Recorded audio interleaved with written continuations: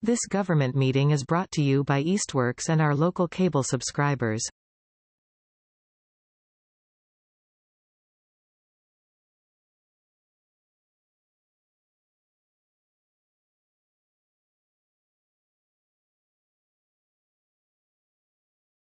All right, good evening. Welcome to the Easthampton City Council meeting for Wednesday, September 18th. The meeting tonight is being recorded and broadcast by eMedia on Charter Channel 193 and live streaming on their webpage, easthamptonmedia.org. Councilors and participants in this meeting are gathering hybrid on the order extended until March 2025, allowing us to do so. I remind both the members of the City Council and the public participating remotely to remain muted until recognized by the City Council President. Also, for the members of the public, please remove your camera for the duration of the meeting unless you are participating in public speak time or the public hearing. Thank you. The meeting is now called to order. Barbara. Connie Danham. Here. Salem Derby. Present. Omar Gomez. J.P. Kaczynski. Here. Tom Peak. Here. Brad Riley. Here. Tamara Smith. Here. J.T. Terrell. Here. Owen Zara. Here. Thank you. Pledge of Allegiance. Allegiance to the flag of the United States of America and to the republic for which it stands, one nation, under God, indivisible, with liberty and justice for all.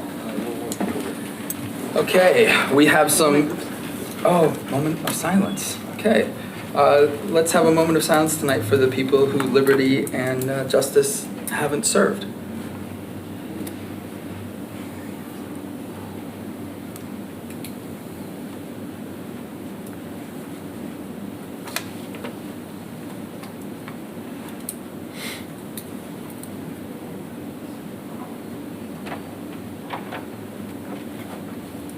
Okay.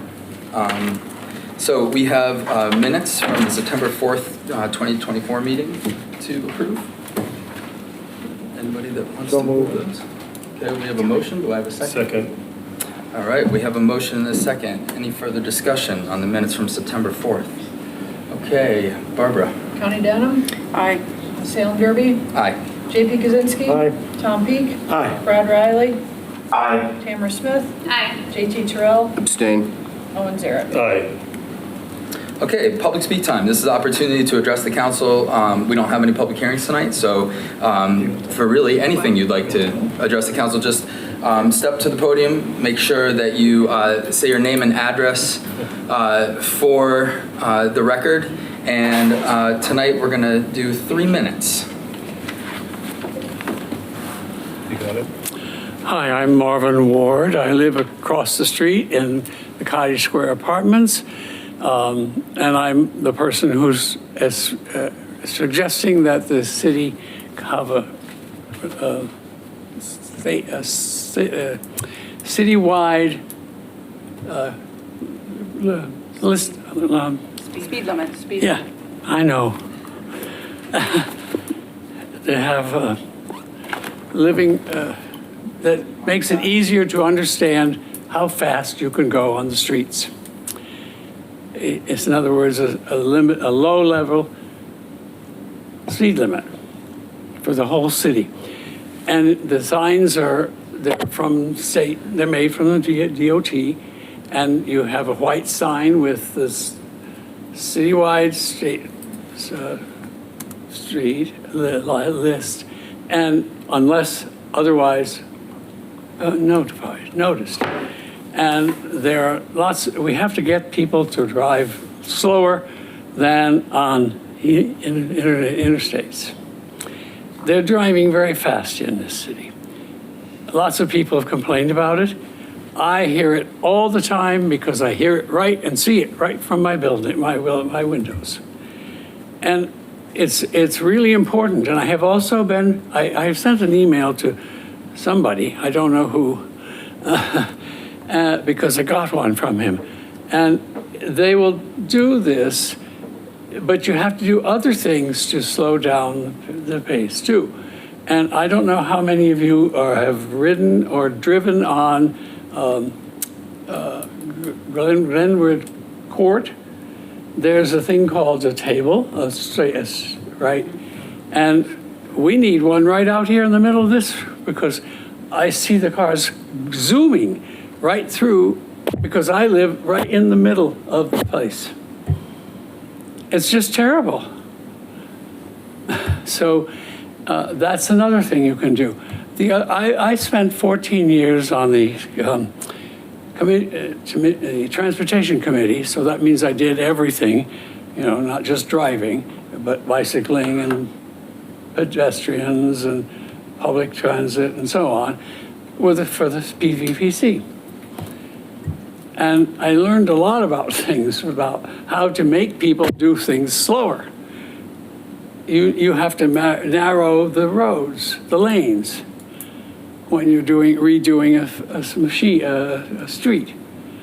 Obviously, this is an old city. It was founded in 1785, and its growth was really beginning from the middle of before the middle. It was before 1850. It was 1840s, and everything is close together in the center of the city.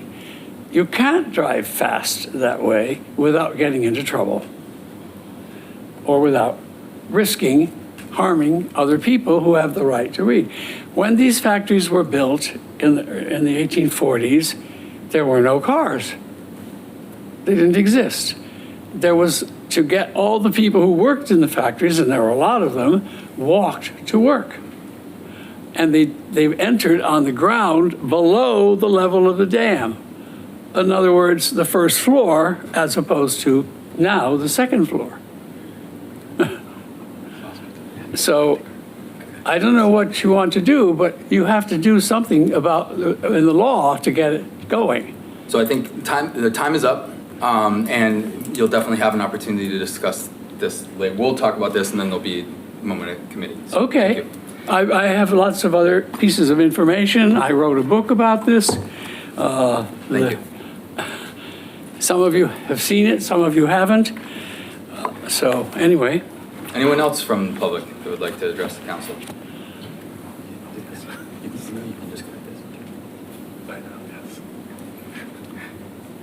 Yes, good evening. My name's Joseph Farrick Sr. I live on 50 Line Street in Easthampton. My reasoning for being here tonight is to speak to this committee in respect to the Easthampton Athletic Association, primarily football. Now, my wife and I, bear with me because I have a slight anxiety disorder, are one of many grandparents raising grandchildren. Now, we have a 15-year-old that eats us out of house and home now, that plays football, freshman. There's a few things that I don't know, but I find, I spoke to the athletic director, non-satisfactory as far as I'm concerned. It costs approximately $170 for parents for their uniforms to play. Then they're asked to sell 15 $10 cash cards to help raise money. Now, whether from the concession stand they derive after the cost of food and stuff, any income, I don't know. When they go to away games and have to have a bus and a driver, I don't know if they have to pay for that. I don't know if they pay for the umpires. But my main problem is, and it's a matter of principle, along with the money, but primarily principle. They want to charge $5 for each person that comes to the games. And that includes people coming from outside of other things. And I'm not going to listen to any rhetoric, well, other schools charge this and that. I'm not concerned about other schools. I'm concerned about our school and the aspect of having insult to injury, as far as I'm concerned, of having to pay to see our children or grandchildren play. And often as not, at times. So I would just say, finish up your thought and, No, don't rush me. your 3 minutes is Don't up. rush me, okay? I already explained to you I have an anxiety disorder. I don't care if you like me or not, but you will give me the respect I've earned Fair enough. as a disabled veteran. So just, I would say finish your thought. Okay. Yep. Thank you.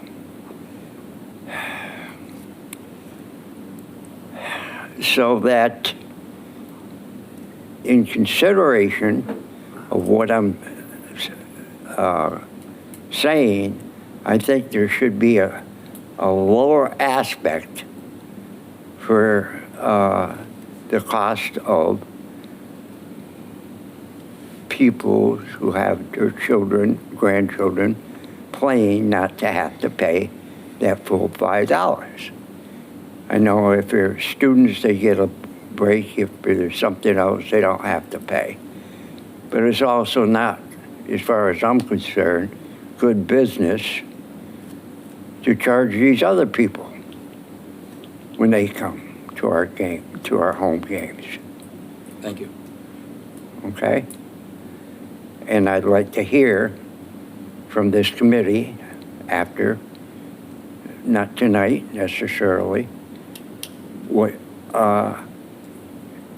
if any, resolution can be possibly applied to this. It's unfair. It's as simple as that. Thank you. Thank you. Okay.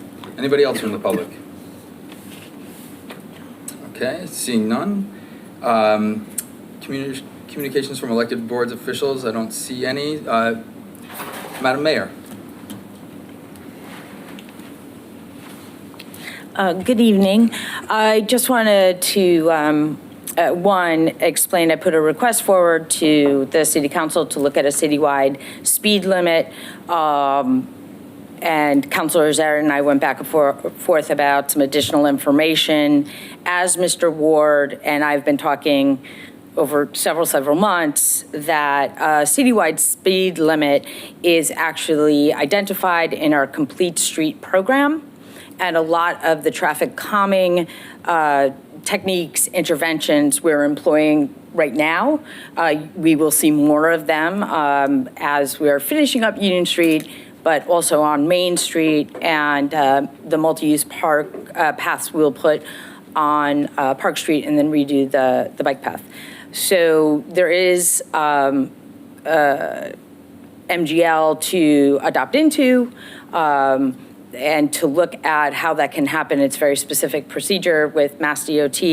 Dan Murphy, our former city engineer, looked at this and I think came forward to changing some speed limits, but we did not request out of my office or the engineers a citywide speed limit. So I just wanted to give a little context about what Mr. Ward and I have been working on for the last several months and how it fits into the larger city plan. That said, the other is I'd like to read a proclamation for Hispanic Heritage Month, which is September 15th, 2024 through October 15th, 2024.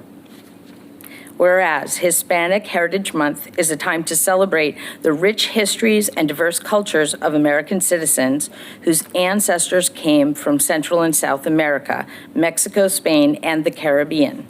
And whereas Hispanic Heritage Month originally began in 1968 as Hispanic Heritage Week under the leadership of President Lyndon B. Johnson and was later expanded by President Ronald Reagan in 1988 to cover a full 30-day period, with the informal enactment of the observance into law on August 17, 1988. And whereas in 1976, Congress passed legislation mandating the collection and analysis of data on Americans of Spanish and origin or descent, defining this group as those who identify as being of Spanish-speaking background and trace their heritage to Mexico, Puerto Rico, Cuba, Central and South America, and other Spanish-speaking countries.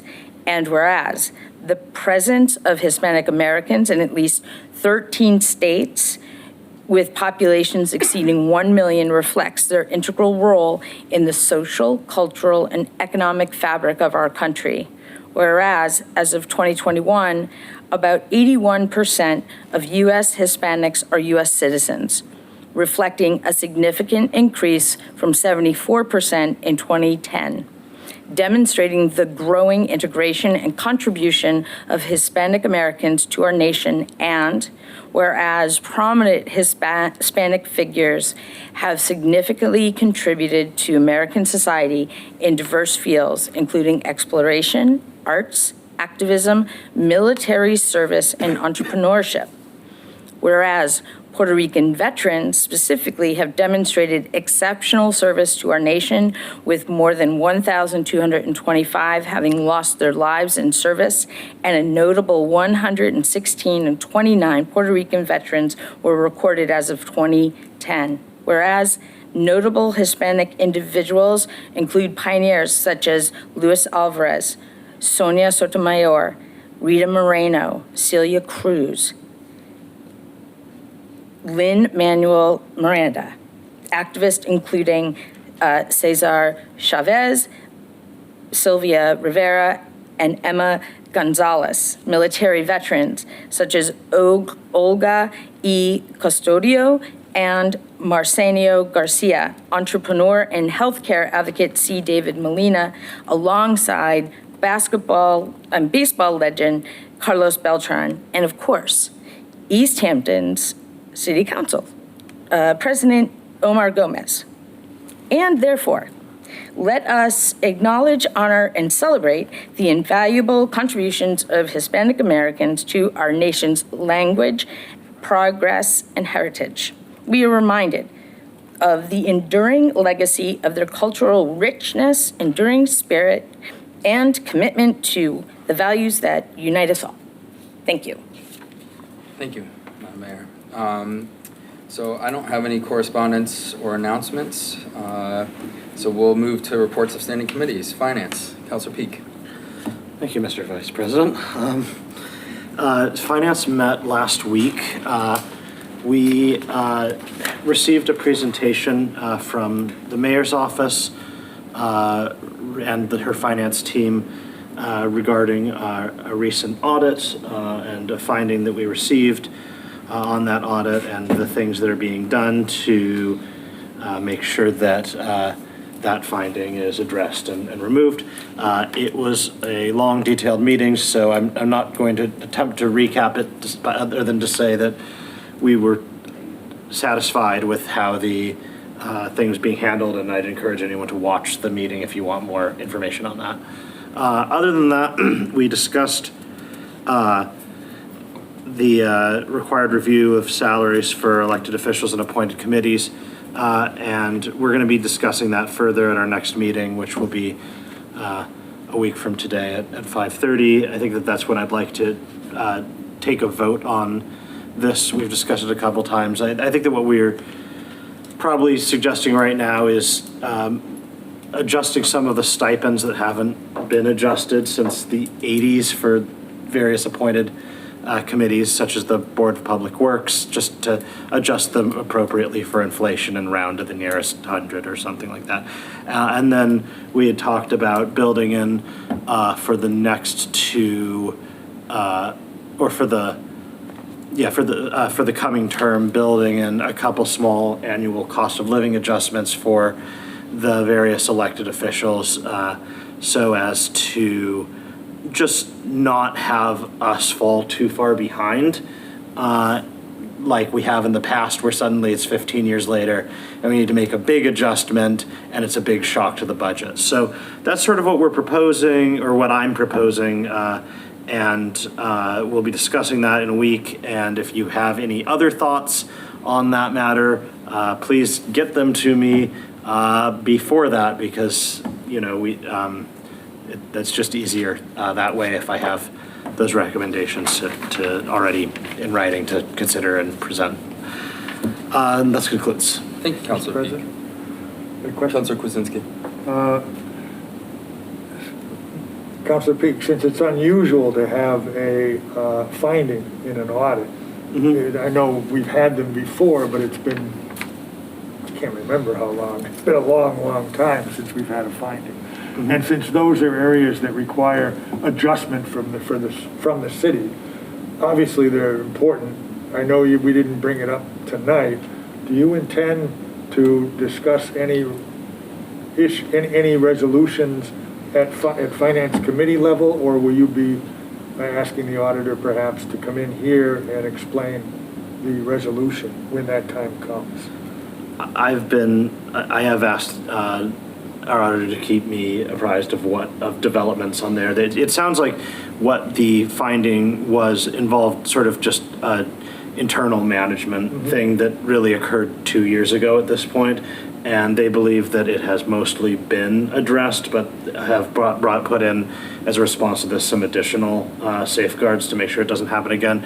So we have auditors coming in the next few months, and to begin that process, it may be a little while till we get another round of another report, but at that point, we will certainly hear back from them, and what I hope to hear is that the changes that they have made are satisfactory and that we've moved on. So if it continues to be an issue, we will obviously have to continue to discuss it, but the feeling of the finance team seems to be that they've got a plan in place to make sure that certain things are better kept track of, and it should be fine moving forward. That's what they're saying. I have no reason to not believe them. Thank you. Okay. Public safety, Councilor Zaret. Thank you, Mr. President. We met last Tuesday. The majority of our meeting focused around a group of approximately 20 residents from West Street who were there under the roadway infrastructure and pedestrian safety items to discuss speeding and safety on that street. That probably took up an hour of conversation.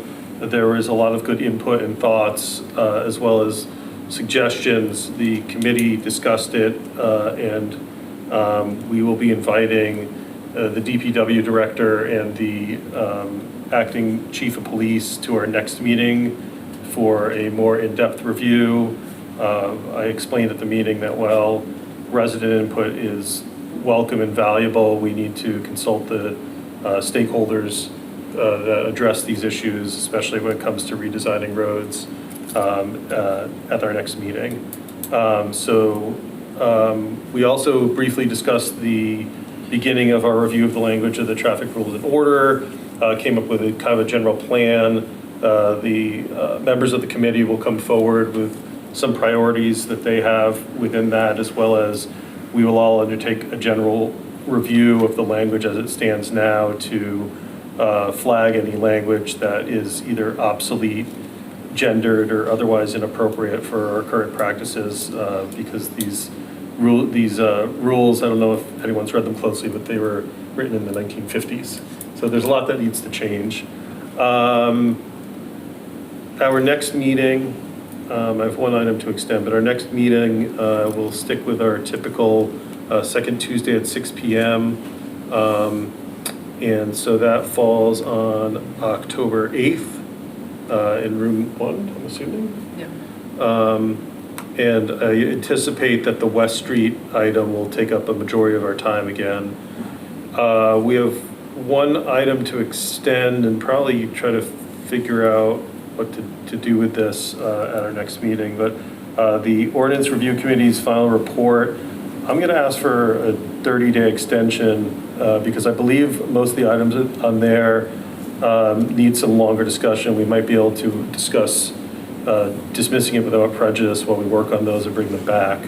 So at this time, in the form of a motion, I'd like to request a 30-day extension. Second. Okay, we have a motion and a second. Any discussion? Okay, Barbara? Salem Derby? Aye. JP Kaczynski? Aye. Tom Peak? Aye. Brad Riley?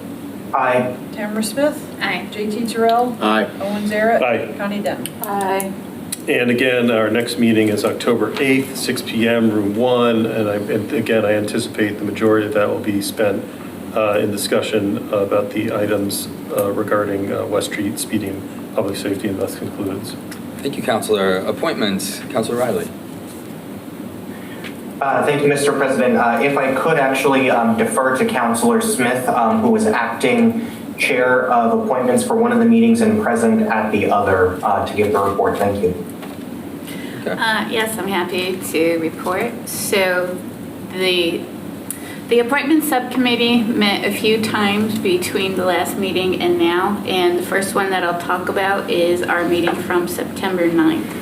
And during that meeting, we had 3 appointees that came and we spoke with them at length to talk about their interest in serving on boards. So at that meeting, we had Patricia Kuhn, who is hoping to be elected to appointed to the Main Street Cemetery with a term expiration of 12/31/26, and Amelia Enright also to the Main Street Cemetery, also with term expiration of 12/31/26.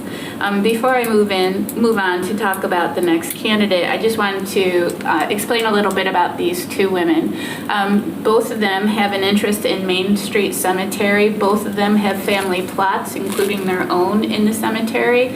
And they take walks in the cemetery on a daily basis. So they were actually able to tell us quite a bit about what types of repairs the cemetery may need, what they consider a nuisance at the cemetery. So I am very confident in their ability to represent the needs of the Main Street Cemetery. They were both very invested.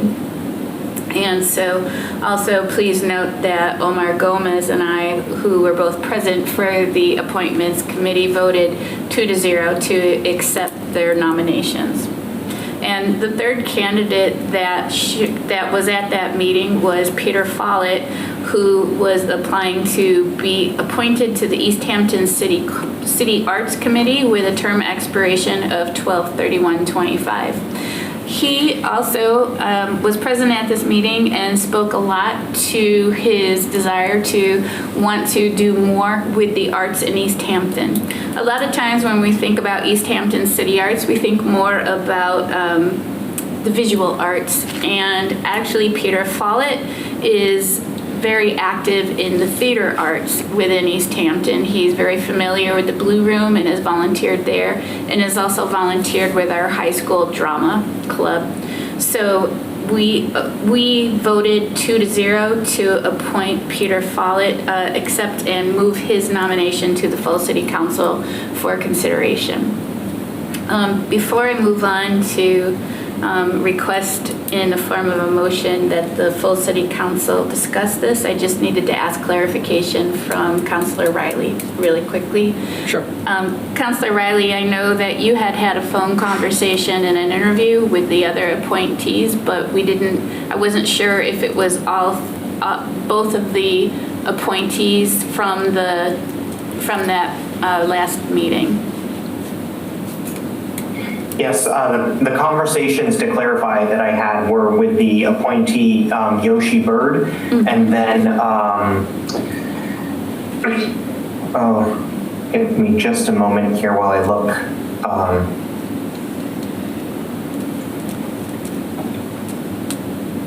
I apologize.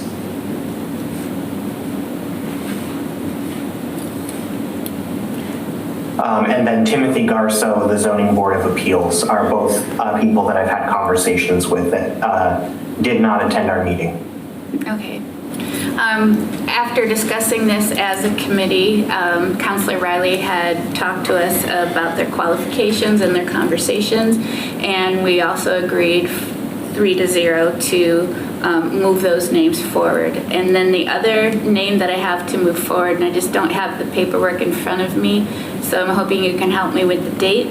But the last one is Charles Cambria, who is he was nominated to the Veterans Council, Thank you.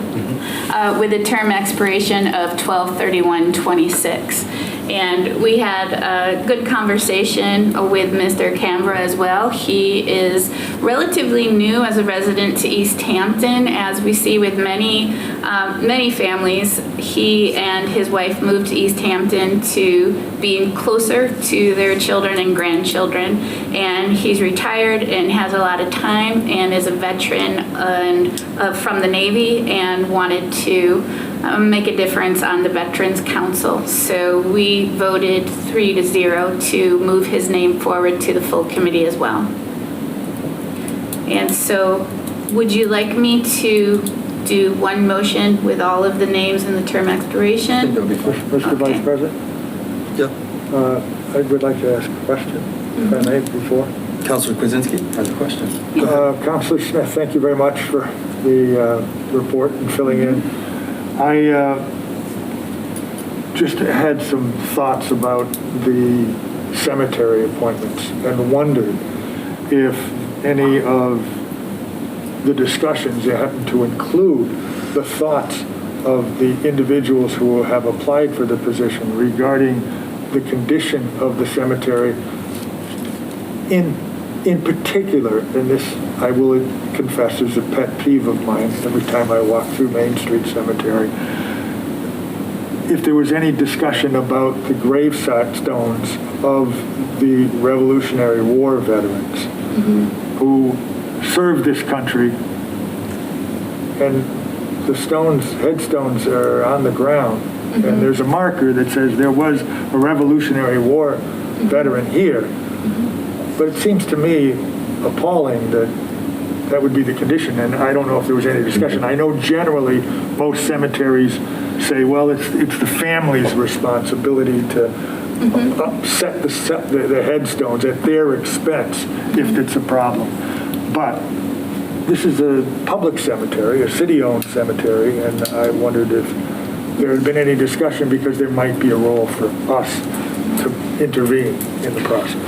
You know, interestingly, both of the candidates spoke about wanting to start to write grants and look for grants that may cover the cost of renovating those, particularly the gravestones that have been knocked over. So they're definitely aware of them, and they're definitely upset by the condition of them, and are primed to be in a position to actually advocate for having that change. Bravo. So, yeah. Thank you, Councilor Smith. Okay. Ready for motion? Okay, so I'd like to make a motion to have the full city council approve the following mayoral appointments. The first one is for Bonnie McLeod with the Commission on Disability with a term expiration of 12/31/2025. The second is for Peter Follett for the Easthampton City Arts Committee with a term expiration of 12/31/25. Patricia Kuhn for the Main Street Cemetery with a term expiration of 12/31/26. Amelia Enright for the Main Street Cemetery with a term expiration of 12/31/26. James Johnson for the Veterans Council with a term expiration of 12/31/25. Yoshi Bird for the Affordable and Fair Housing Committee for a term expiration of 12/31/24. Charles Canberra for the Veterans Council with a term expiration of 12/31/26. And finally, Timothy Garceau for the ZBA, the Zoning Board of Appeals, with a term expiration of 12/31/26. Second. Okay, we have a motion and a second. Any further discussion? Okay, Barbara. JP Kaczynski. Aye. Tom Peak. Aye. Brad Riley. Aye. Tamara Smith. Aye. JT Terrell. Aye. Owen Zaret. Aye. Connie Denham. Salem Derby. Aye. Okay, and this concludes. Thank you, Councilor Smith. Okay, ordinance, Councilor Denham. Thank you, Mr. Vice President. The zoning ordinance amendment proposals to amend section 10.096 election signage and amendments to add to the definition of surveyor. Those have been passed along to the planning board, so that's just an update there. We haven't met since our last meeting, but we're waiting to hear back regarding those. Additionally, regarding the request for temporary moratorium on the use of sewage sludge fertilizer in Easthampton, the committee has been very respectful of the agricultural commission to have their discussion on their thoughts regarding this particular matter. I think that they're, having spoken to one of the commissioners this past weekend, they have a really diverse kind of perspective on this matter, and so we want to give a lot of leeway for those folks to be able to have that conversation, and then they will speak with us. I will be setting up a meeting with one of their members just to get a full update on kind of where they are in that particular process, and I will share that with our committee once that conversation happens. Other than that, that's everything that the committee has to offer at council this evening. Thank you, Councilor Denham. Property, Councilor Zarrett. No report and no meeting scheduled at this time. This concludes. Okay, we have rules and government relations, Councilor Krasinski. Thank you. We were going to meet on Wednesday this past week. We had a scheduling conflict, and we are going to meet, I hope, this week, but we need to establish the date. Councilor Gomez isn't here. I wondered if Councilor Derby might be available to fill in. If he can't, if Councilor Gomez can't, on Wednesday at 6:30, if that makes sense. Downstairs. Wherever we might find a space. I would be available. Yeah, downstairs in conference room A. Conference room 1, I apologize. 25th. Did you say 6? 6:30. 6:30, finance is meeting. 5:30. Oh, yeah. We should be out by 6:30. Yeah, so I'm thinking 6:30, Okay. after the finance committee meeting. This concludes. Okay. We don't have any old business or pending business. We do have some new business. So we'll start with the citizen request referred to the mayor to consider a citywide speed limit. I'm going to pass that on to Councilor Zarrett. Thank you, Mr. Vice President. This is I can't comment on the content of the merit of the item. The manner in which this was referred to the council is not typical for our usual policies and procedures. And I had a few conversations with city stakeholders, including the city council president, vice president. Citizen requests typically require a petition or the item to be discussed with a counselor who would consider it, and then a counselor and or counselors, co-sponsors would prefer it. There was also an issue with the submission in terms of of Rule 5C. And so in order to kind of package this up in a way that I think would be more amenable with our normal procedures and consistent with the charter and city council rules, what I'd like to do is offer to sponsor this, but reintroduce it in a way that's commensurate with our normal introduction of council business, including a full outlay of supporting documents and such for the next agenda, if that's acceptable. Okay. So I'd like to I'd like to recommend making no recommendation on this at this time, with the understanding that that I will follow up for the next agenda with a more traditional form of submission. Okay. And so we do have a couple of options here. I mean, we can just leave it and have the new one come in and remove this one. We could remove it without prejudice, and I don't think this would slow this down any. I think that if this is the way that we decide to go, like the timing will be fine. I think everything would go pretty similarly if we had adopted it tonight. And I'm okay to do either. I guess I'll let you make that decision, and you can make a motion to remove it or Start fresh. yeah. Yeah. So what I'd like, here's what I'll recommend then. I'll make a motion then to move this to old business, and with the intention that we'll reconcile it at the next meeting pending a new submission. Okay. Does anybody want to second that? So is that a recommendation to send to committee? Nope, it moves it to old business. To old business. And then it will be introduced as the same thing, but through a counselor, which is the correct procedure. Second. Okay, we have a motion and a second. Good. Any further discussion? Okay, Barbara? Tom Peak. Aye. Brad Riley. Aye. Tamara Smith. Aye. JT Terrell. Aye. Owen Zaret. Aye. Connie Denham. Aye. Salem Derby. Aye. JP Kwasinski. Aye. Okay, and we have the tax classification public hearing request. Councilor Peak.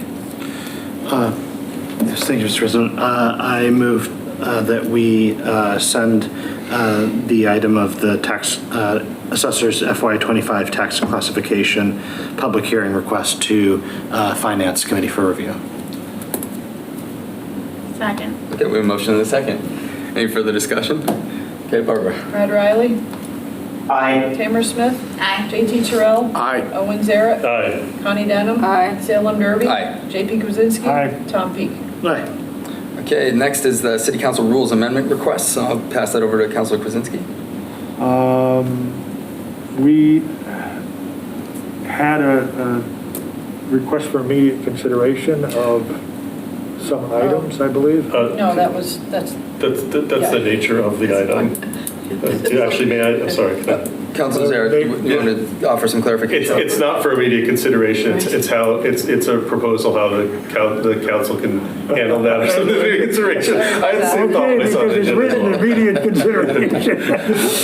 Thank you very much for the clarification. Councilor I'd like Krasinski, to move the matter of Rule 15A and Rule 55E to committee.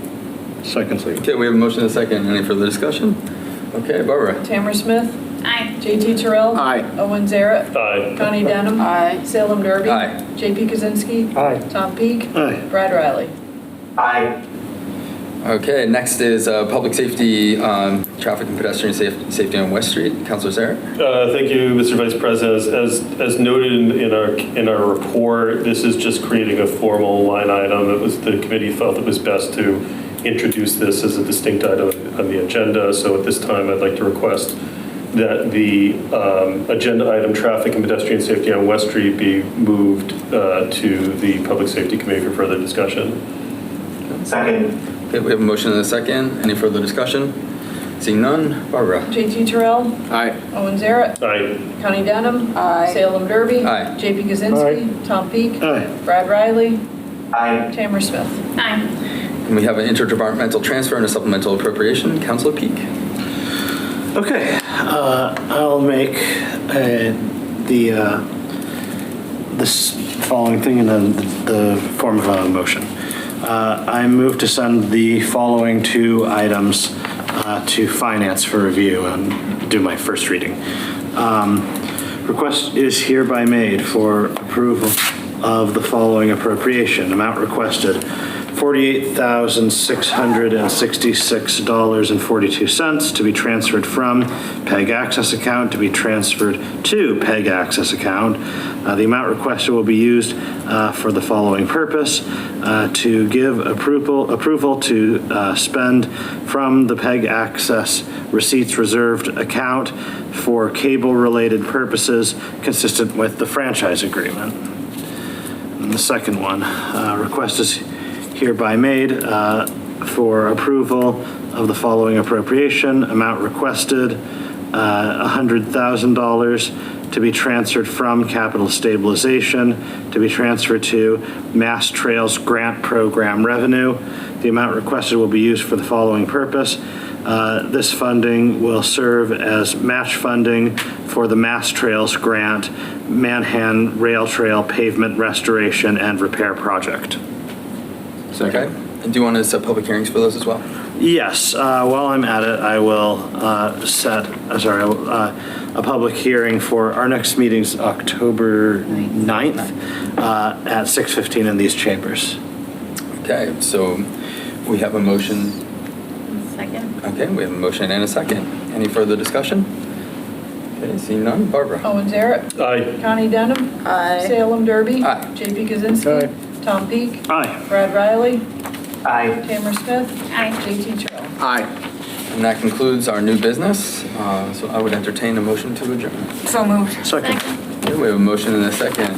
Further discussion on this one. Connie Denham. Aye. Salem Derby. Aye. JP Kaczynski. Aye. Tom Peak. Aye. Brad Riley. Aye. Tamara Smith. Aye. JT Trill. Aye. Owen Jarrett. Aye. All right. Thank you. Thank you, Tamara. I appreciate it.